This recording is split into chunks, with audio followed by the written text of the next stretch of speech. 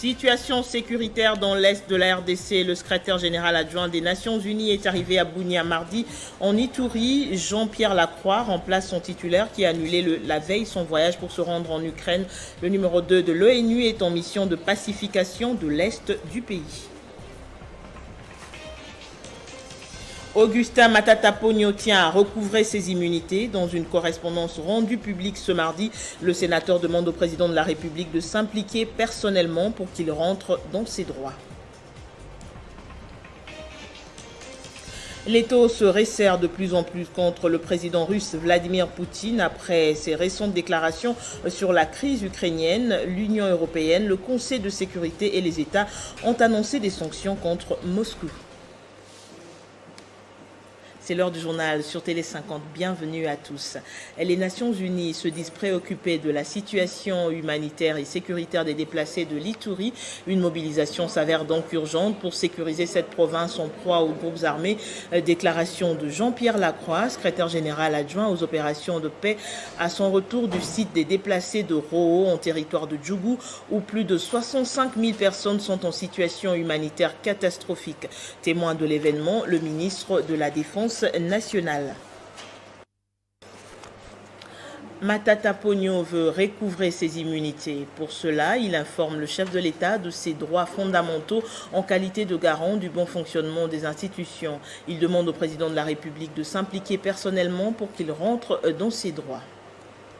Dans une correspondance adressée au président de la République, Félix-Antoine Tshisekedi Tshilombo est garant du bon fonctionnement des institutions. Augustin Matata Ponyo dénonce les graves violations de ses droits fondamentaux. Il a saisi la haute autorité du pays pour l'informer qu'il a été empêché de voyager le samedi dernier pour Lubumbashi, où il était censé se rendre pour enterrer en sa qualité de responsable des familles, sa propre jeune sœur, décédée le 16 février 2022. Selon Augustin Matata Ponyo, c'est l'agent de la Direction générale des migrations qui l'a signifié verbalement et sans le moindre soubassement. Il a fait savoir que la décision venait d'en haut. Matata Ponyo rappelle que dans son arrêt rendu le 15 novembre 2021 et dont le chef de l'État a été notifié depuis le 2 décembre 2021, et conformément à la loi organique, la Cour constitutionnelle indique que selon la Constitution de la RDC, aucune juridiction d'ordre judiciaire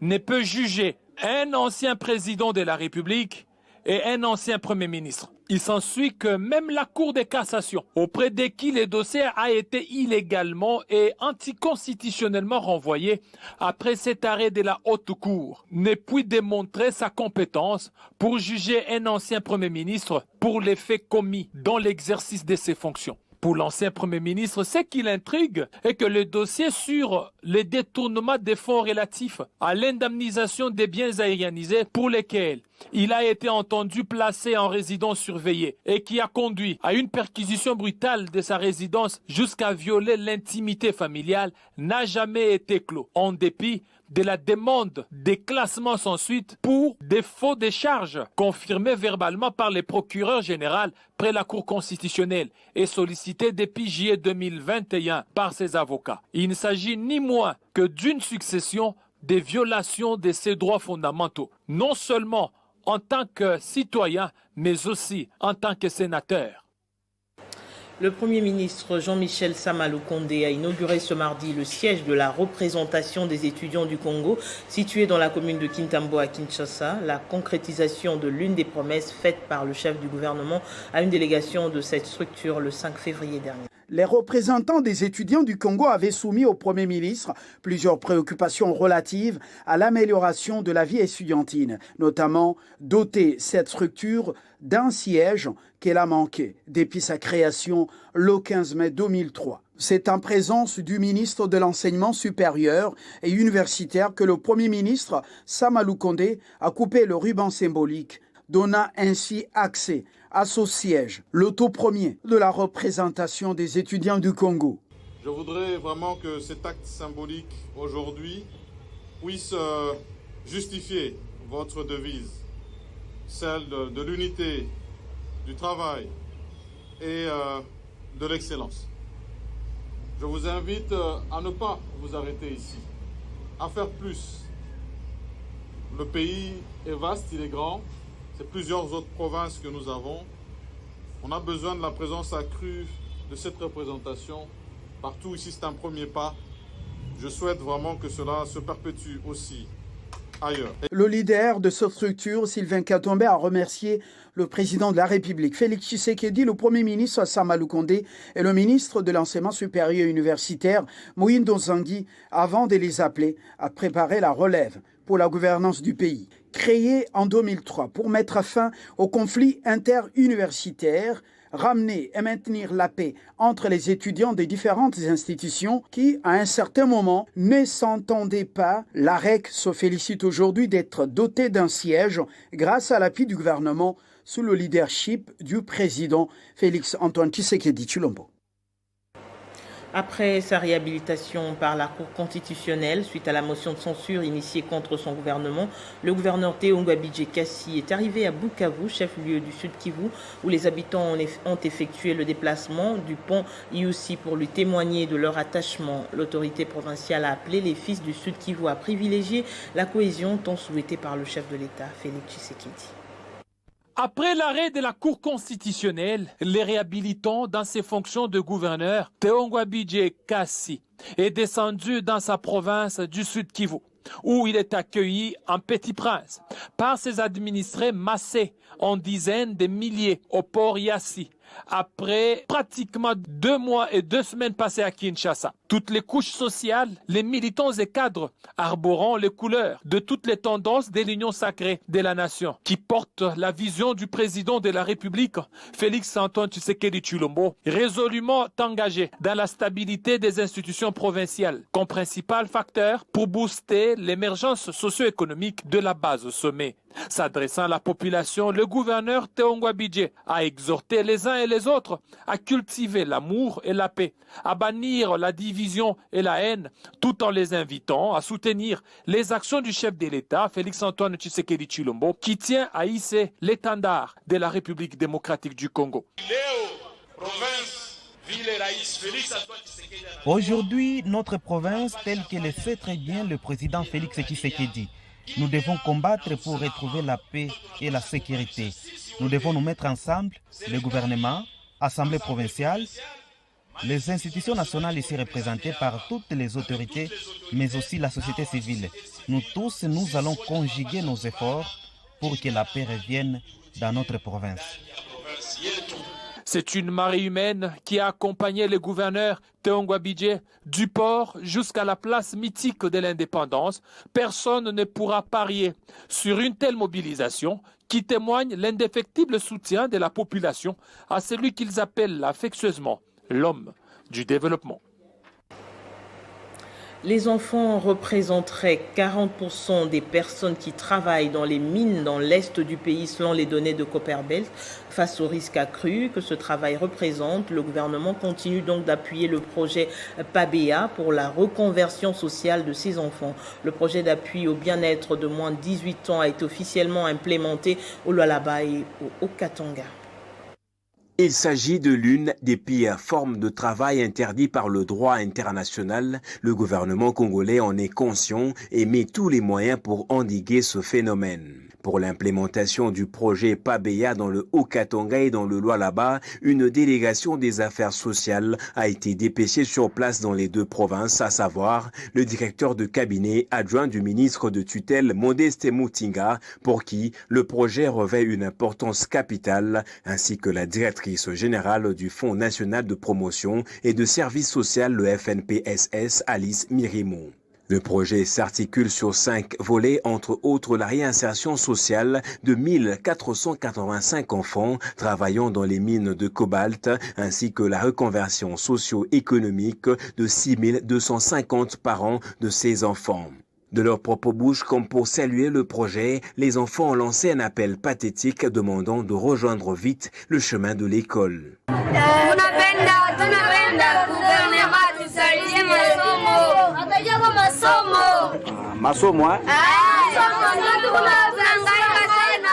Pour le ministre des Affaires sociales, il faut une solution immédiate car la vie de nos enfants est en danger chaque jour, une position qu'a également soutenue la gouverneure de province du Lualaba, Fifi Masuka. Le travail des enfants dans les mines constitue non seulement un danger pour leur santé, mais nuit également à leur développement et compromet ainsi leur éducation.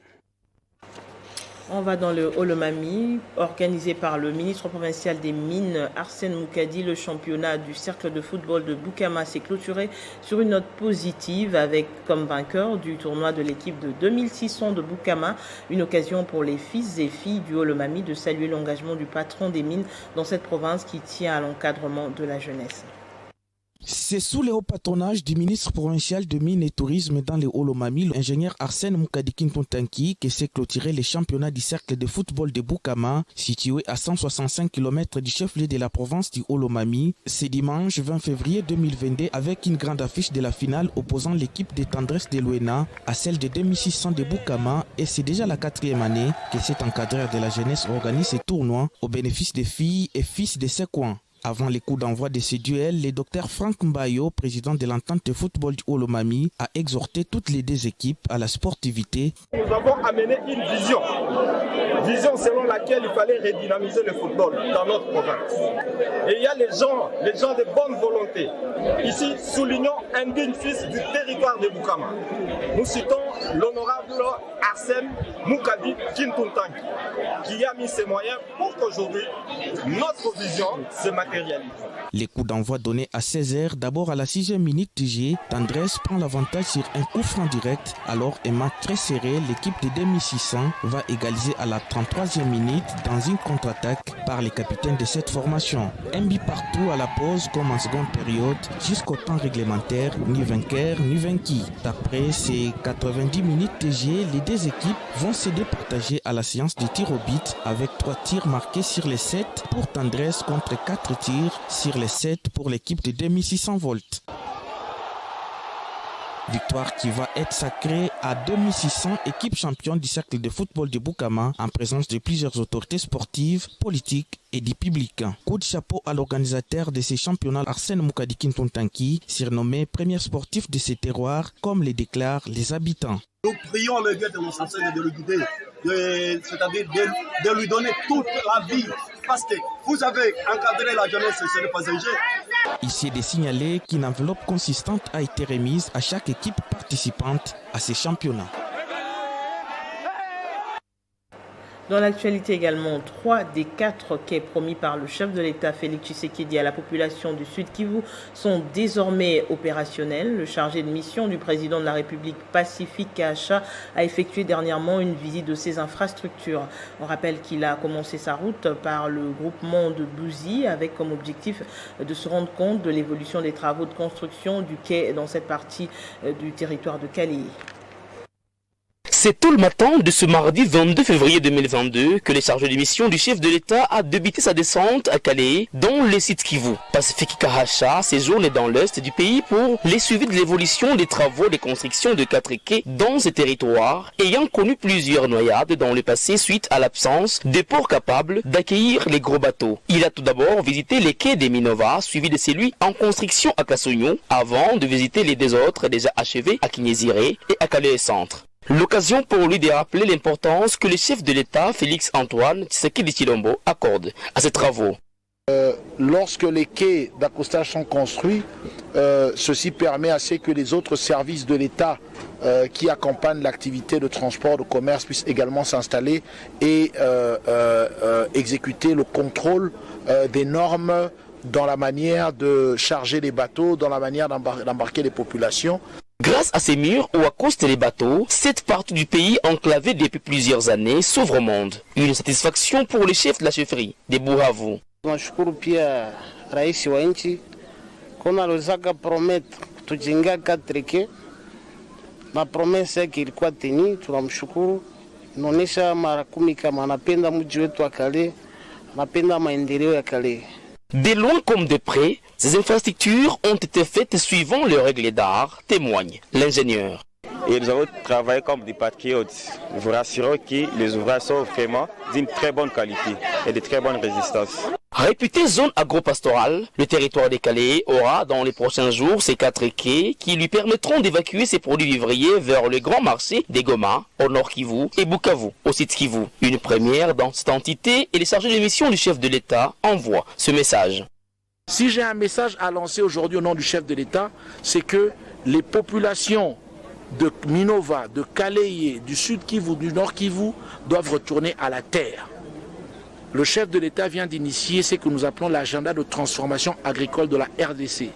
Il s'agit ici de nous concentrer pour que dans 5 ans, dans 10 ans, que tout ce que nous importons, nous puissions les produire localement.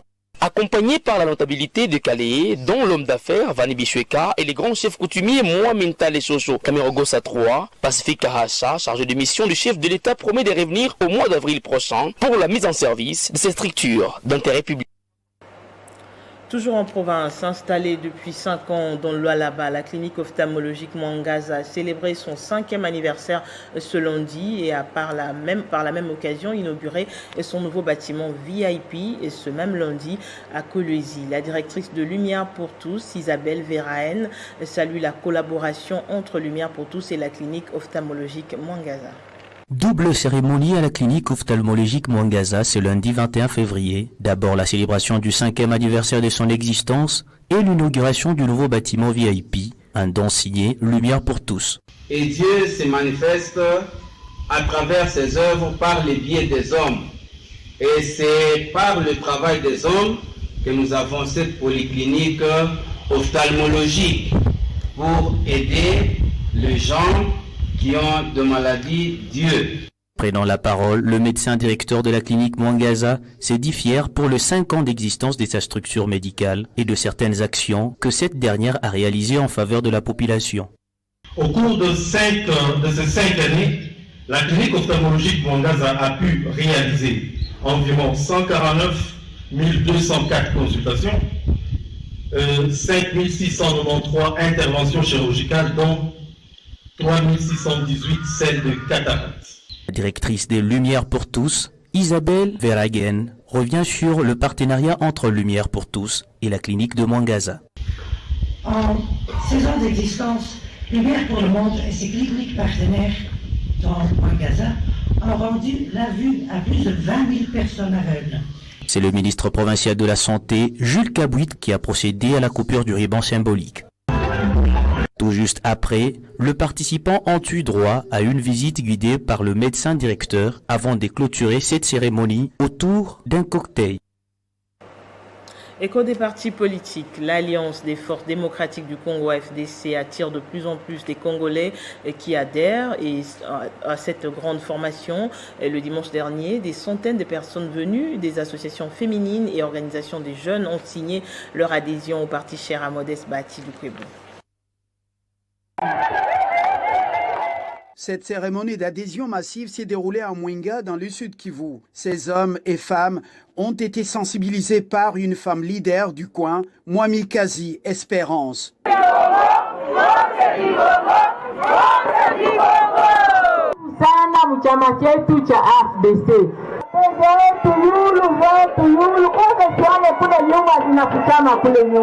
Ces nouveaux cadres et membres de la FDC ont reçu la bénédiction du président fédéral du parti, Landry Tshizungu. Ce dernier a, au nom de l'autorité morale, Modeste Bati Lukwebo, demandé à ses nouveaux camarades d'enseigner l'idéologie de la FDC dans leurs milieux respectifs en vue de consolider sa position comme parti leader dans le Sud Kivu. Je prends acte de votre engagement et de votre adhésion et vous en remercie vivement. Le président fédéral de la FDC Sud Kivu a par ailleurs appelé les nouveaux adhérents à mouiller les maillots pour faire élire dès le premier tour leur candidat Félix Antoine Tshisekedi à la présidentielle de 2023. Dans le même cadre, les notables Luhinja ont aussi signé leur entrée à la FDC, l'un des partis phares de l'Union sacrée de la nation. Puis les nouvelles du Congrès national congolais CNC, parti cher à Pius Mwabilou, qui ne cesse d'attirer du monde. Après la communauté Binji, dont les membres ont récupéré des cartes, c'est le tour de la dynamique des médecins du Congo d'adhérer au CNC. La cérémonie présidée par le président ad interim du parti au siège national était une occasion pour Léopold Muyembe d'exhorter ses nouveaux camarades à travailler dans la loyauté et la fidélité. Reportage. Projet de société du CNC et le comportement évangélique de son leader, voilà les deux éléments qui ont séduit ces professionnels de la santé. Comment réagir aux problèmes de santé de la République? On s'est dit, bon, on aura des réponses que si on s'ingérait nous-mêmes de la chose. Mais comment y arriver? Sous les ailes de qui?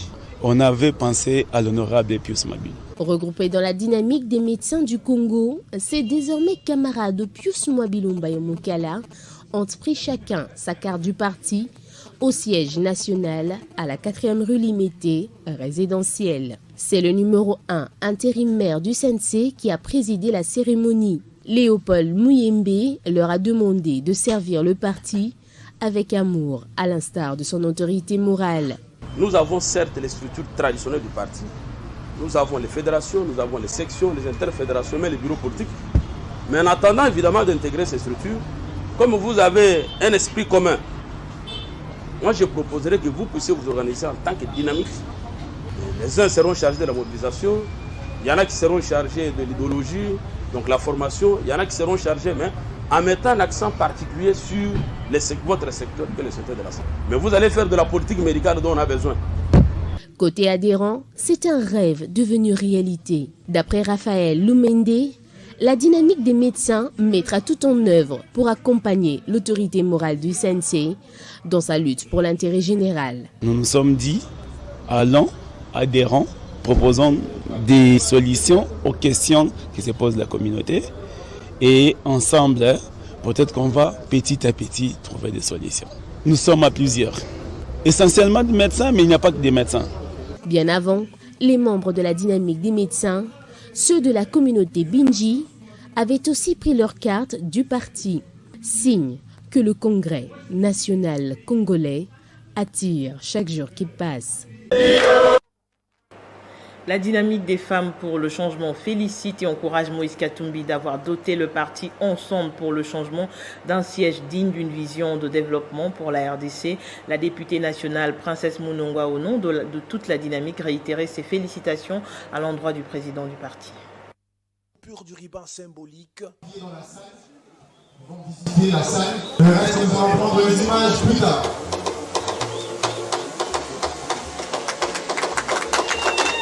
C'est fait. Moïse Katumbi Tchapoué offre un siège digne de sa vision à son parti Ensemble pour la République.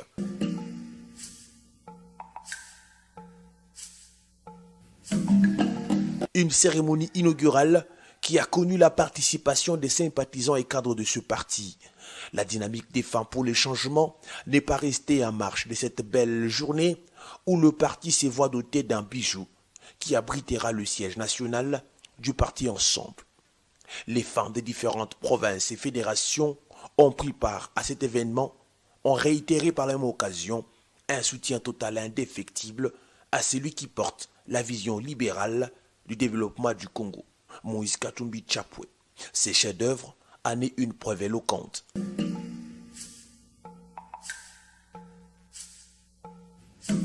Pour sa part, Revenons aux échauffourées qui ont eu lieu lundi au siège du Palou à Matete entre le camp de Willy Makiashi et Godefroy Mayobo.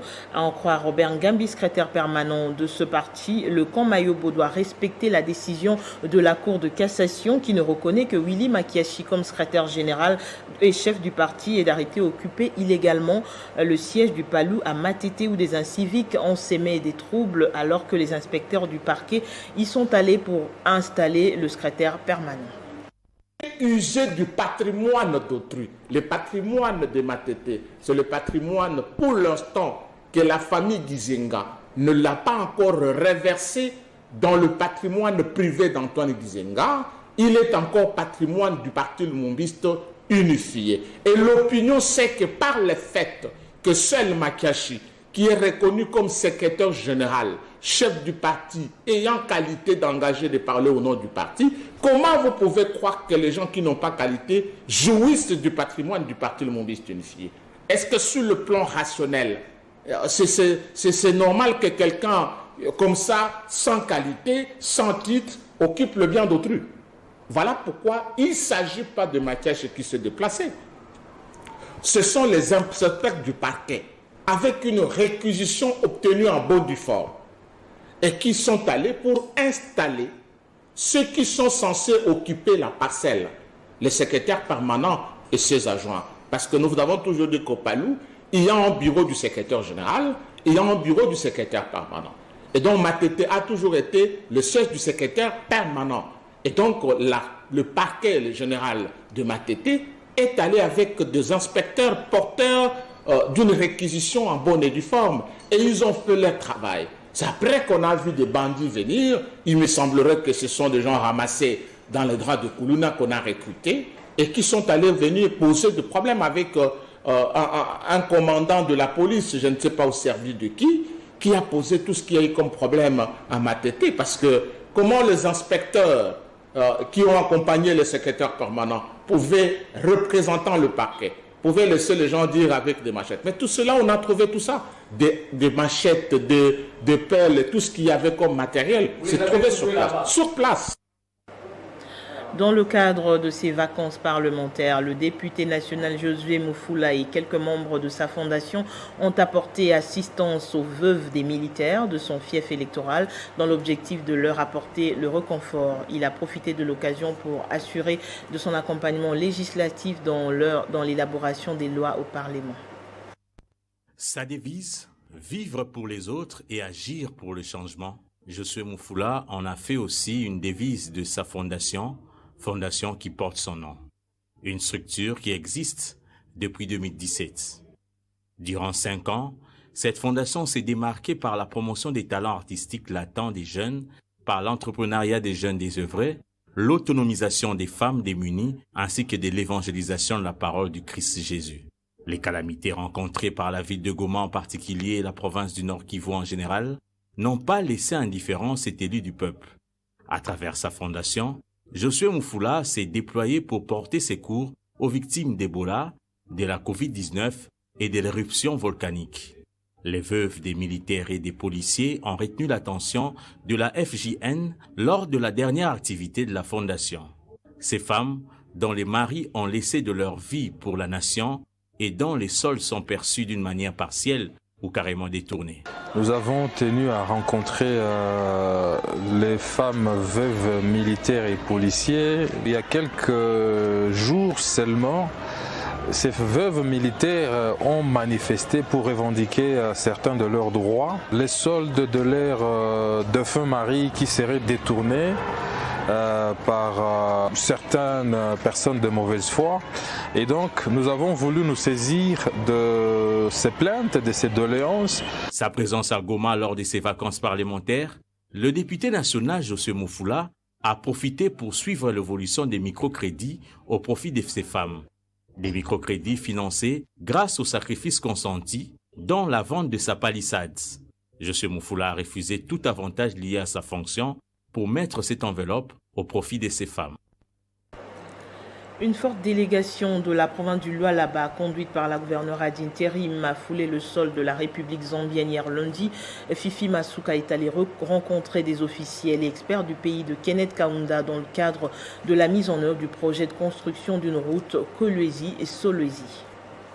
Pas de repos pour Madame le gouverneur intérimaire du Lualaba. 48 heures seulement après d'intenses activités à Kinshasa, à la tête d'une forte délégation constituée des députés provinciaux, des membres de son équipe gouvernementale et des experts de son cabinet, Marie-Thérèse Masuka a atterri tard dans la nuit de ce lundi 21 février 2022 à Lusaka. À l'aéroport international de Lusaka, la femme numéro 1 du Lualaba a été accueillie par Chantal Konji, ambassadrice de la RDC sur place. La mission de l'autorité provinciale du Lualaba consiste à avoir une série de séances de travail sur la matérialisation du projet de construction route Kolwezi-Solwezi, ce qui fait suite aux échanges récents avec le ministre des Infrastructures et Travaux publics, Alexis Guizaro. Une volonté ferme du président de la République, Félix Tshisekedi Tshilombo, qui tient à booster le développement du Lualaba, entre autres par la modernisation de ses infrastructures routières. En international, les taux se resserrent de plus en plus contre le président russe Vladimir Poutine. Après ses récentes déclarations sur la crise ukrainienne, l'Union européenne, le Conseil de sécurité et les États ont annoncé des sanctions contre Moscou. Vladimir avait donc annoncé reconnaître l'indépendance des républiques séparatistes de Danemark. Place au rappel de principaux titres. Situation sécuritaire dans l'est de la RDC. Le secrétaire général adjoint des Nations Unies est arrivé à Bunia en Ituri ce mardi. Jean-Pierre Lacroix remplace son titulaire qui a annulé la veille son voyage pour se rendre en Ukraine.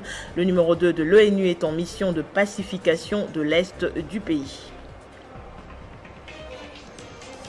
Augustin Matata Pogno tient à recouvrer ses immunités. Dans une correspondance rendue publique ce mardi, le sénateur demande au président de la République de s'impliquer personnellement pour qu'il rentre dans ses droits.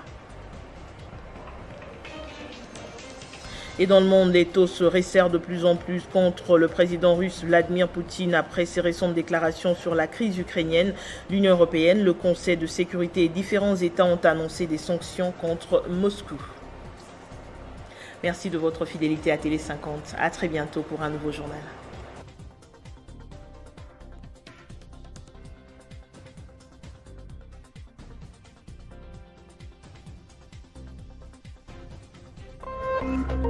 Téléchargez les infos Télé 50 sur www.tele50.cd.